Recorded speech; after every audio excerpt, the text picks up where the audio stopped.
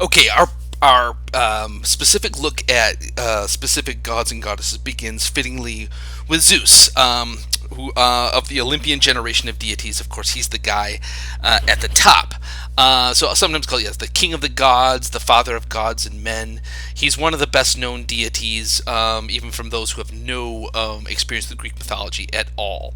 So as we saw in our stories with our look at creation stories, he is at root, he's a sky god, the central deity in polytheistic systems that are kind of patriarchal. At the center, have the sky god at the top of the food chain, so to speak, and Zeus is no different. So he's an anthropomorphized deity. He's very human in his aspect, in his attitude, in his anger, in his lusts, and his pride. But his core identity has to do with the sky, and so Homer calls him the thunderer, the cloud gatherer. He's associated with the lightning bolt, the thunderbolt, that is often depicted as kind of clutching in his hands, which is kind of a symbol of kind of his arbitrary, violent power, which we'll see examples of down the line. Now, the name Zeus, as the name with so many of these deities, they often will not have a kind of obvious kind of Greek roots that we can, etymologically pull apart to tell us what they mean. It's very likely that the name Zeus just is, at its root, a word that just means kind of masculine deity. Father deity. And we can see this by kind of doing some linguistic comparison. One of the ways that the Greeks would address Zeus in prayer would be to address him as Zeu Pater, Father Zeus. And as I'm sure some of you know, the Romans later adopted much of the Greek pantheon, and gave them their own Roman names. And so the Roman Zeus is Jupiter. Or if you go over to the subcontinent of India and you look at in Sanskrit mythology, the name of their principal sky deity, Diupiter. And if you do a little kind of Sesame Street comparison here, Zaupater, Jupiter, Diupiter, it's very clear, etymologically speaking, that they all belong to the same kind of root. Pater means father. The Zau, the Jew, the Diu on the front side of it likely is a word just meaning kind of generic sky masculine deity. So Zeus likely means something like father god or something along those lines. Now, as we'll see as we look at the various gods and goddesses, is that they all will have multiple associations. They'll have various kind of spheres of influence, even though they're usually kind of popularly known as by one or two of those. But one of the things I want you to take away from this class is how complex this can be. So, and Zeus is a very complex and in many ways very paradoxical kind of figure. So, for example, he is a god of justice. He's a god of laws, a god of society. When if you've had any experience with Greek myths and stories about Zeus and how he behaves, he's arguably one of the most unjust deities that there is. A god who in many cases just seems to be in it purely for himself and his own desires, but nevertheless he is a god of human justice. He is the god for humans that you swear your most binding oaths in the name in his name.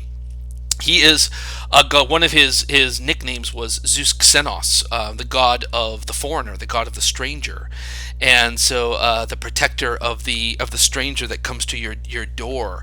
Now, this will become a very important thing once we get into the Odyssey, where we'll encounter this kind of unwritten code of hospitality, which the Greeks called xenia. This idea that it's really rooted in the idea that you never know when the stranger, the beggar who shows up in your doorstep, you never know when that might be one of the gods in disguise, or more specifically, when it's Zeus himself in disguise. There are stories in Greek myth where Zeus disguises himself as a poor beggar and goes down to kind of test the generosity and the hospitality of humanity. And so this idea that you treat every stranger who comes to your door with any hospitality you can give him or her, as a way of respecting the umbrella under that Zeus provides over these kinds of things. He's a god of oracles, which we'll explore just in a couple of minutes here.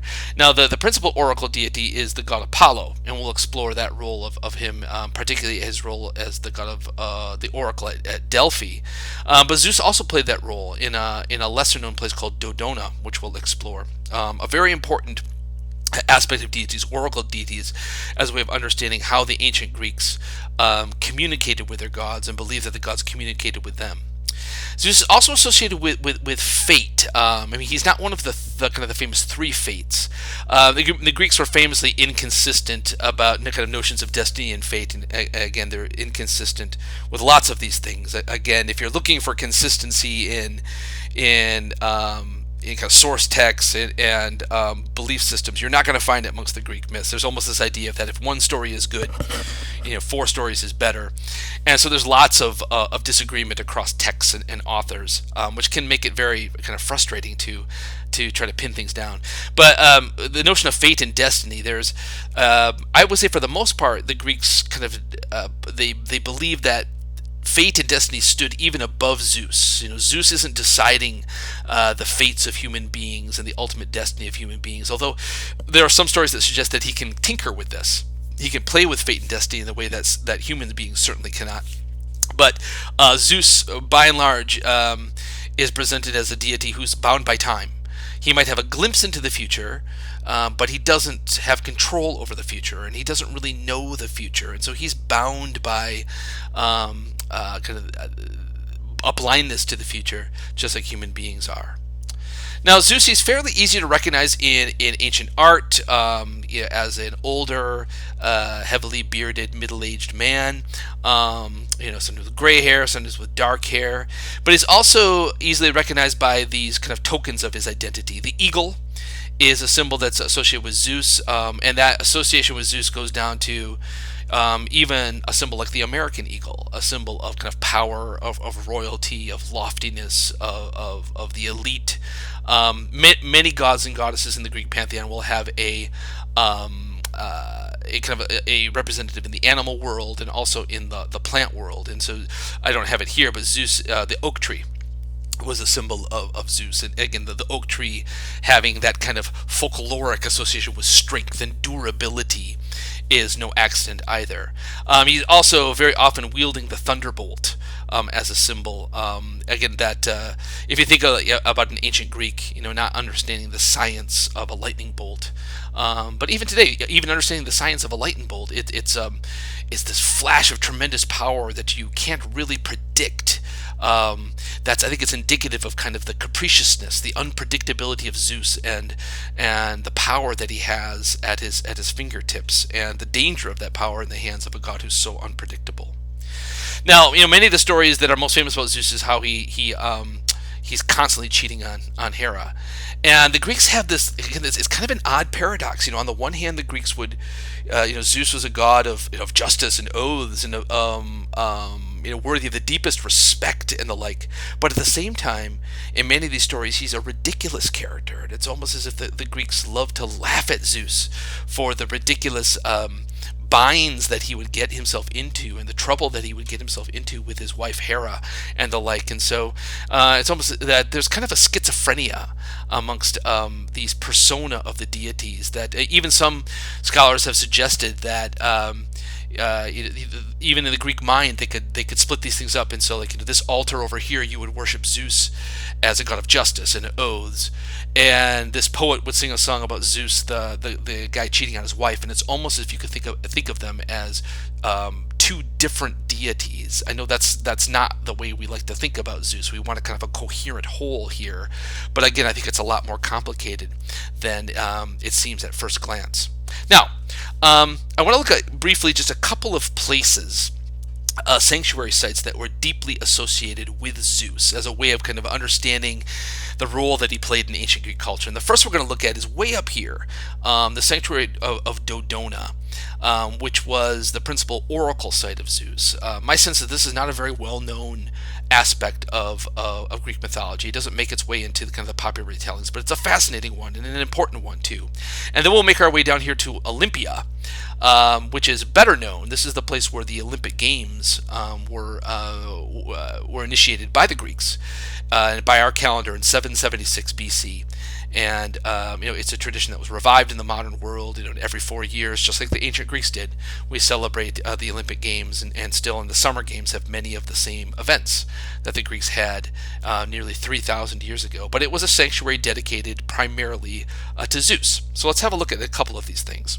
Now, Dodona, way up here, um, in northwestern Greece, is way off the beaten path. It was off the beaten path in antiquity, and it's still off the beaten path today.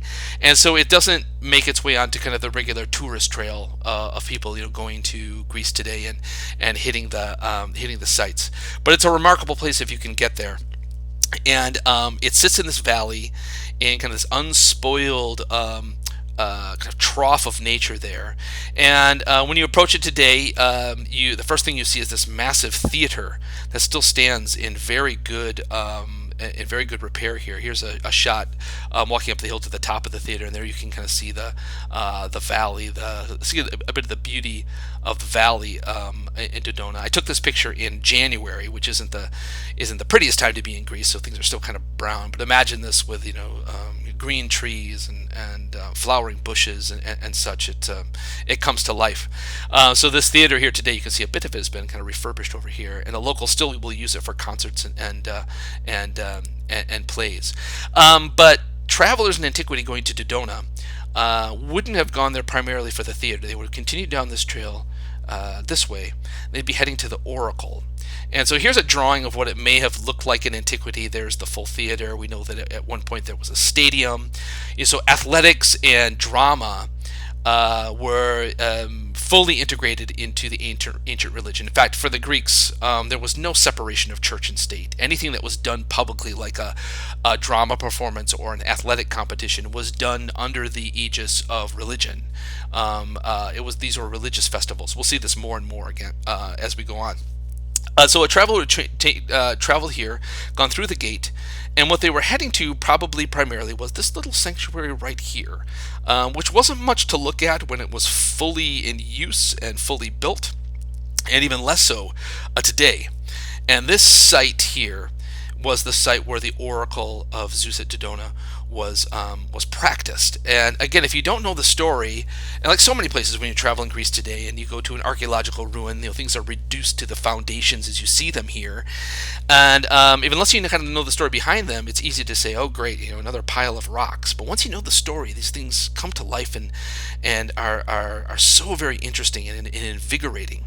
So what we know is that in antiquity, there was a courtyard here. You can see the foundation of the wall is still there. And in the corner of the courtyard, right where this tree is growing now, of course this is not the original tree, was thought to be kind of the sacred oak tree of Zeus. And remember, the oak tree is a symbol of Zeus, as kind of a symbol of his living presence here on the earth.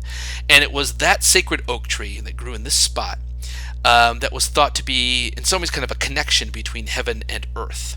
Kind of jutting into the courtyard here, you can still see the foundations. There was a kind of, we don't think it was really a temple. It was probably more like a dormitory for the priests that ran the site. This was an oracle. There were only certain days of the year that it was open, and so you had to, if you wanted to consult the oracle, you had to plan accordingly. And so this likely was a place for the priest to stay, to sleep, stay out of the rain, while the oracle was functioning. But the process went something like this. Here's a drawing of what it may have looked like at its height. The high walled sanctuary, an entry porch here, and then there's that back dormitory. There's the courtyard, and here's your oak tree. A couple of the priests here mingling around. But the process was, so an oracle would be a place where you would go if you wanted to ask a question of the deity. Now, like I said earlier, Apollo was the principal oracle deity for the Greeks, and he kind of gets all the press. But Zeus played this role here too at Dodona. And so what you would do is you would travel to the oracle, probably stand in line, and what you would do is you would write your question on a small little strip of lead. And that, for archaeologists, this is a gold mine, because lots of these lead strips with the questions on them survive. So we know a lot about the questions that people would ask. It's a great window into this practice. Now, we know less about the answers that were given. We think that the answers were given orally by the priests, and so a lot of those simply don't survive. But you would hand your question to a priest that would meet you on the forecourt. It's very unlikely that any visitor would be allowed into the sacred courtyard. And then the priests, what they would do is they would consult Zeus, and the way they would do this, it said, they would listen for the wind rustling through the oak trees. At one point, there were also cauldrons that will ring around the trees with the lips of the cauldrons touching each other, and by hitting one, it would send kind of a resounding, kind of eerie, kind of humming sound around. And this always makes me think of like when you put your finger around the rim of a wine glass, and it kind of has that kind of the eerie kind of whistling sound. But between that and the rustling of the wind in the trees, that was believed to be kind of the language, the speaking in tongues of Zeus. And the priests were trained to interpret that, and then they would come out and they would give an answer to your particular question. And by all accounts, this oracle was operating for hundreds of years, and like Delphi, like Apollo's oracle at Delphi, it had a reputation of being very reliable. There's a wonderful little museum nearby in Dodona, or near Dodona, that has a room with a number of these lead strips of the questions that were asked. And so you can see on this lead strip here, seems to be a very elaborate question here, a shorter question on this small lead strip. And what's really interesting is that these questions run the gamut, from the questions that you might expect, a delegation from a city coming in and asking, should we go to war with so and so, or should we found this colony? But you also get these questions that are kind of unintentionally funny. There's one that literally says something like, Philestheus stole my hat, or I think Philestheus stole my hat. Did he? Or I lost my bag. Where is it? So imagine people traveling. Well, who knows how long these people travel, but traveling for miles to ask Zeus where they left their bag. It's extraordinary. So the questions run the gamut from kind of the serious questions of state to the small, trivial, kind of petty kinds of questions. So for so many of them, I would love to know what answer. I would love to know if Zeus knew where the guy's bag was. Now, Olympia, down here, so Dodona's up here in this region we call it Pyrrhus, and Dodona is down here on the west, near the western coast of what we call the Peloponnesus, the Peloponnese, the southern peninsula of Greece. And this was by far the better known and more popular festival site. So the ancient Olympics was a huge part of a kind of ancient Greek, kind of pan-Hellenic, pan-Greek identity. The myth was that they were founded by Heracles. You probably, if you're again familiar with Greek mythology, you probably have heard the name Hercules. For whatever reason, that's the Roman name for the same guy. But when you hear Hercules and Heracles, it refers to the same figure, same person. We'll be using the term Heracles because that's closer to his Greek name. Heracles invented, but according to the myth, lots of these sports like wrestling and boxing, and it's with the actions of that hero that the Olympics began. So starting in the year 776 BCE, by our calendar, right around the same time Hesiod and Homer are doing their thing. This is another thing that kind of brings the Greeks out of this dark ages. Every 4 years, they would celebrate this Olympic athletic festival. There was a lot more to it than athletics, but that was kind of the main spectacle. And in the off years, they had other games, the Nemean games, the Pythian games, Isthmian games. So every year you would have, very likely, again, the calendar changes every so often, but more or less every year there would be some organized pan-Hellenic, pan-Greek athletic festival that was in a different region of the Peloponnesus, and they all had kind of their stature. They all had higher or lesser degrees of prominence, and the Olympics was the big one. It was like like in tennis, Wimbledon, or in golf, the Masters. This was the big tournament, and if you won at the Olympics, then your name was forever in the books of the immortals. And the Greeks were great record keepers, and so we know a lot about these games. They kept records of winners of various events. Now, it's not unbroken, but for the better part of almost 1,000 years, we have records from 776 all the way to the year 217 AD, records of winners and names. So we know lots about who was performing these events, and what kinds of events they were doing. And it varies throughout the year, but you have core events like sprints, wrestling, boxing. One of the popular events was called the Pankration, which was a brutal event. Pankration means every blow. It was kind of a no holds barred kind of ultimate fighting championship, and there were years where the fight was only over until one of the fighters was dead. Things odd to the modern eye: warriors racing in full armor with helmets and spears and shields, horse racing, the pentathlon, a grouping of 5 events. A lot of these things have corollaries, of course, in the modern summer games. But what was going on here? So why did the Greeks do these things? Well, for one of the reasons, I think it was kind of a safe way to do war.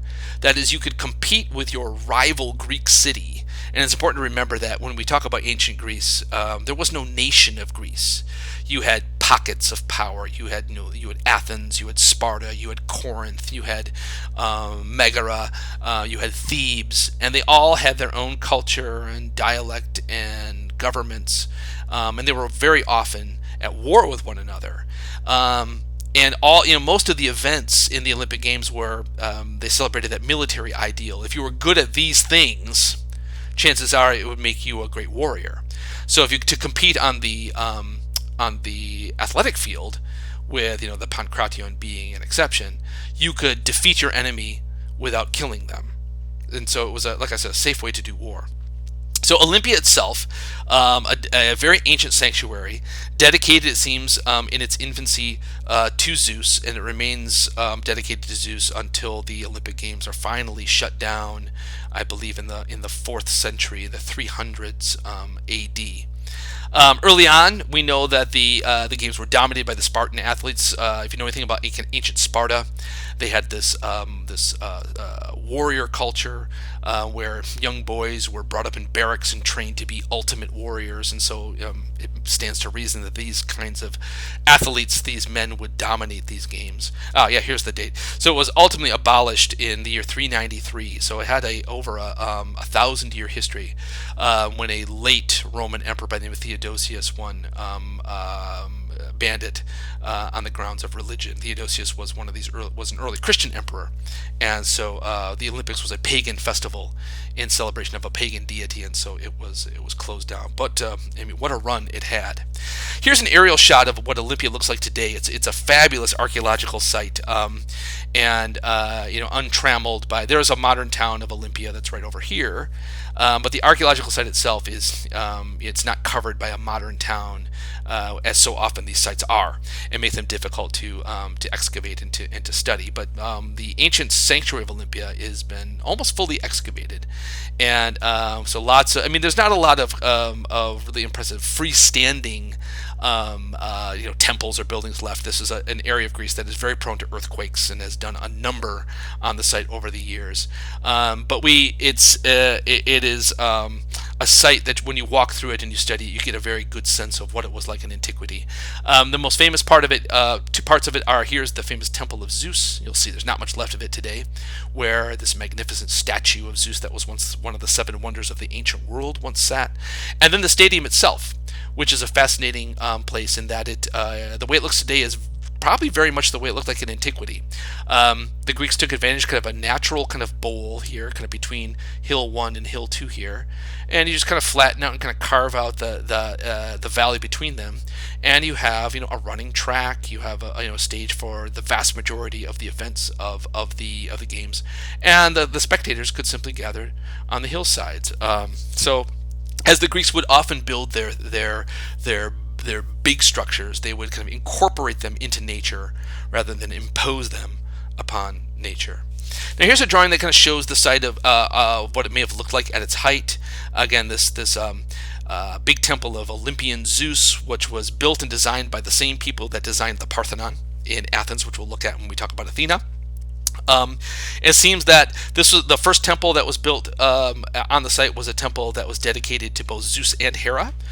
Its foundations are still there, and the altar in front there was the kind of the hot spot, the most sacred spot on the site. This is still where they will light the Olympic torch before the games, and before that flame is passed along on many torches around the world. I'll show you a picture of that ceremony that still takes place there. Various what the Greeks called palestra, kind of wrestling grounds, training grounds. If your city-state was wealthy enough and you were an elite athlete, they could send you there to train year-round in the hopes that you could bring glory to your city-state during the games. Over here, here's the entrance to the stadium. All these little mini temples here, what we call treasuries. And so, if athletes from a city-state were victorious, city-states were more or less obligated to thank Zeus by building a small votary, or leaving what we call these treasuries behind and filling them with gifts to the god. And so as a result, Olympia, which was a sanctuary that belonged to all Greeks, became very, very wealthy, like many of these places, because people would leave their offerings in gold and silver to the gods. This is a drawing of what the Temple of Zeus may have looked like. We have lots of eyewitness accounts of people who went there. I shouldn't say lots, but some. We have a good idea, again, from the foundation. Archaeologists can recreate its dimensions, and so it was kind of a squat, what we call Doric style temple. Many students who are new to this are often surprised by the colors up here.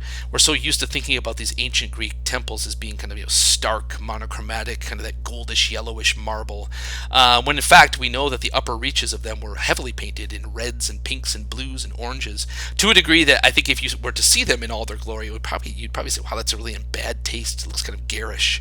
We're so used to the kind of that classical monochromatic look as kind of part of its allure, you might say. But this might have been what the temple would have looked like.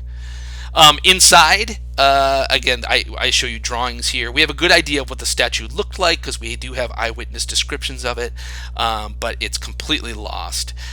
Here's two different artist renderings of it. We know that it was a massive figure of a seated Zeus with the eagle-winged scepter in one hand, the little winged victory goddess Nike is her name, which the shoe company gets its name from, in the other hand on a throne. And you can see by this drawing here of these couple of people here for scale how massive indeed it was. And in fact, it became a tourist attraction in its own right. People came to Olympia just to see the statue, and then it later makes this list of one of the 7 wonders of the ancient world. And of those 7 wonders, 6 are completely lost. And ironically, the one that's still standing, the pyramids of Giza at Egypt, are the oldest of all of those. But this is one of the famous completely lost ones. Now, this is what the temple looks like today. And yeah, it's kind of a pathetic ruin here. And again, it's not like this one column survived miraculously. That would be really weird. But the restorers have kind of set up a column just to give visitors a sense of the height of the temple that was there. But this temple was ravaged by earthquakes. 2 big ones hit not that far apart and really just leveled it. Once the sanctuary was closed down, once the games were shut down in 393, it was really kind of left to rot, and it was looted. And people would, as these temples collapsed, locals would take stones away and use them to build their houses and their walls and their farms and their churches. And so it really is a site that's been picked clean, so to speak. So that's a little sad, but it's there's still enough here that we know a lot more about this site than we would many others.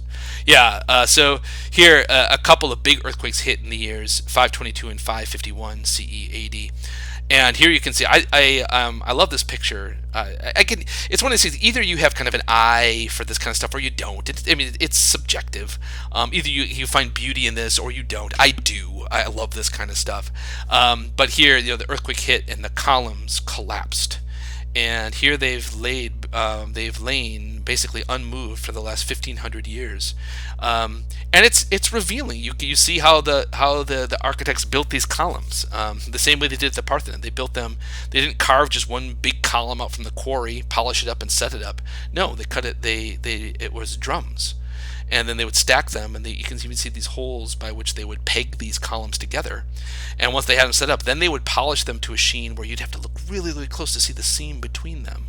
And so even this is kind of educational to some degree, as well as having kind of a tragic, haunting beauty to them as well. And then the athletes on the days of the big events, they would process, like a football player, coming out into the stadium. They'll process through a tunnel. This what you see is actually built by the Romans. The Romans carried on lots of Greek festivals, and they carried on the Olympic Games and added to them. Usually, when you see an arch like this, that means Roman architecture. The Greeks did not build with the arch as part of that was not in their arsenal.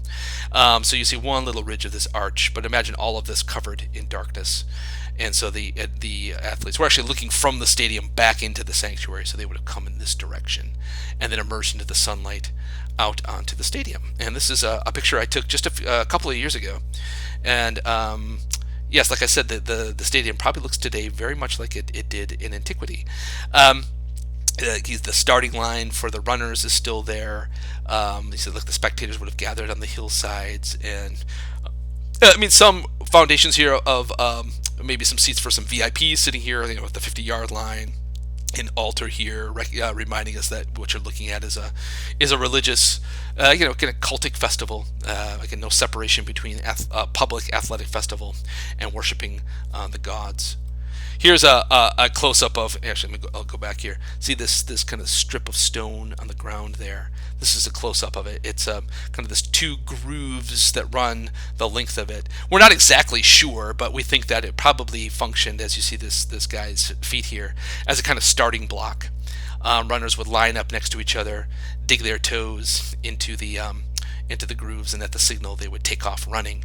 And as I'm sure some of you know, that the Olympics were the athletes competed in the nude, which sounds so odd and I don't know, counterproductive to the modern eye and ear. But we'll look at this too. We'll kind of consider nudity finds its way into lots of ancient Greek art. And I think it often will strike the modern eye differently than it did for the ancients. Nudity, particularly masculine nudity, was associated with the divine. And so when you have these athletes competing in the nude, it was not meant to be ridiculous. It was not meant to be sexualized. It was meant to kind of reflect how close these athletes were to divinity. It meant to the viewer that these were men that were greater than human. In this moment, at this moment, in this festival. Here's a picture of a torch lighting ceremony. So what you're looking at here's the front, the remains of that temple of ZEUS and HERA, the first temple that was built on the site, and the skeletal remains of the altar that sat in front of that site. We think that the first sacrifices and what's the word I'm looking for? Rituals were conducted right in this spot here. So when it comes time to light the Olympic torch, the Greeks today will choose some young women and dress them in the manner of kind of ancient priestesses, and they will go there. It's a photo opportunity, and they catch the sun in this kind of this concave bowl here to light the torch in that sacred area, and then that torch, the flame on that torch is passed to hundreds of other torches, and it's carried around the world. So Greece is still recognized, or the origin of the Olympics in Greece is still recognized. And when you see the Parade of Nations in both the summer and the Olympic Games, they will the teams will process alphabetically according to the language of the country that they're in, except for Greece. Greece always comes in first. As a kind of a recognizing the debt that the world owes to the Greeks. Now Hera, quickly here. So Hera, unfortunately, she, in terms of mythology associated with her, she pales in comparison to Zeus. She really plays this thankless role as being the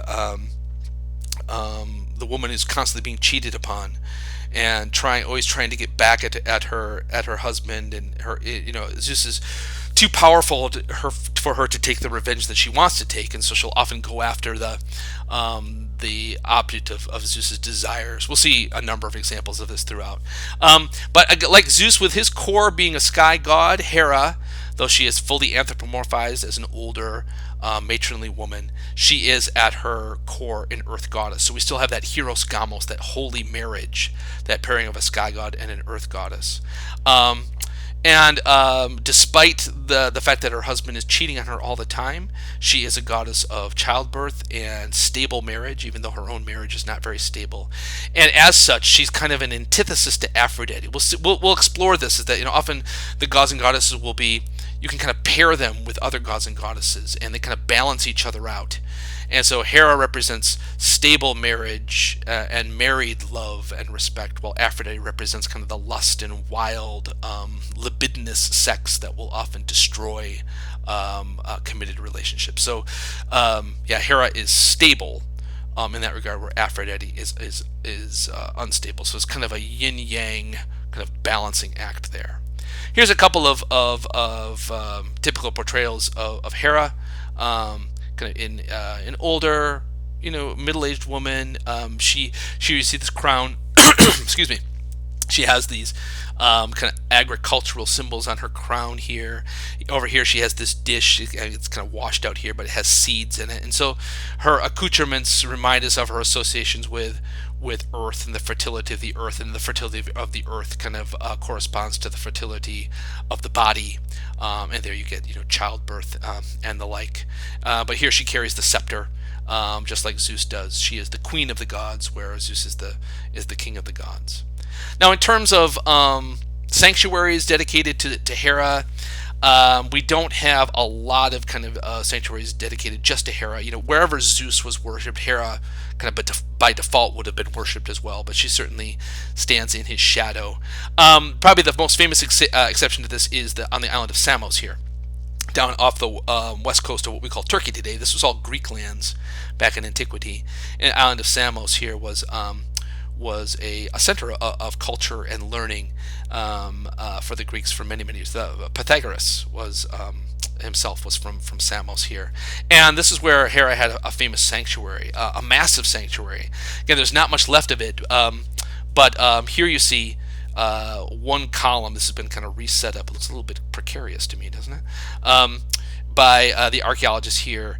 Again, the original temple leveled by an earthquake. But when it was fully built, it was a massive temple. Look at this woman standing down here. Her head barely clears the base for the column. And so probably at its height, her temple would have several columns, almost 80 feet high, to the degree where you could have taken the whole temple of Zeus at Olympia and fit it inside the central room of Hera's temple. They tended to build temples in, again, what we call Turkey today, on a much more massive scale than they did on the Greek mainland there. Here's a vase painting of Zeus. Here we see her again in her role as the queen of the gods on her royal throne there up on Olympus. There she's got her dish of seeds, grain. There her scepter has, you can see the sheaf of wheat at the top of it, all the kind of those agricultural earth fertility symbols. And on the back of the throne, you see the eagle of Zeus, reminding us who she's married to. All right, that's plenty for Zeus and Hera. See you soon.